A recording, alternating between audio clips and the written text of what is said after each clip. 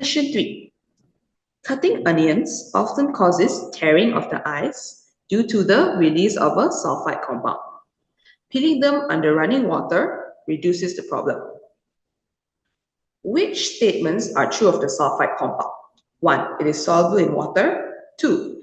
It has a low boiling point.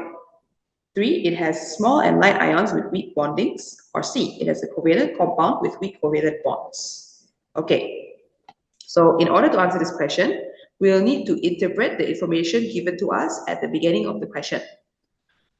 Cutting onions causes tearing of the eyes because a sulfite compound is released. So how does the sulfite compound cause your eyes to tear up? So this is the onion, right? And let's say this is our eye. So when you cut the onion, it releases the sulfite compound and it causes tearing because the compound diffuses from the onion into the eye. So this is the sulfite. So this suggests that this sulfite compound must be a gas, and hence it has a low boiling point. Now, why does peeling it under running water reduce the problem? Because when there is running water, somehow this sulfite does not reach the eyes. So that means that it is removed by the water.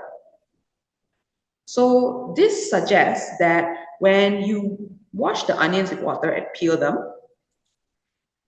this will cause the sulfite that would otherwise irritate the eye to dissolve in the water. So that means that this sulfite is likely soluble in water. Hence, this statement is correct.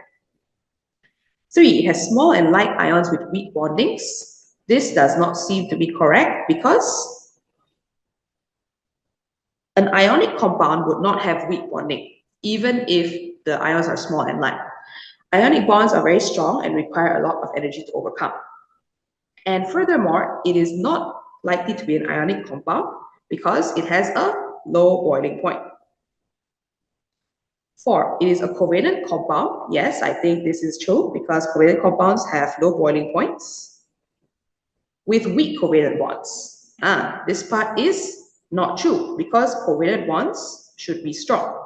It is not the covalent bonds that are weak, but the intermolecular forces of attraction that are weak in a covalent compound. So statement 4 is not correct.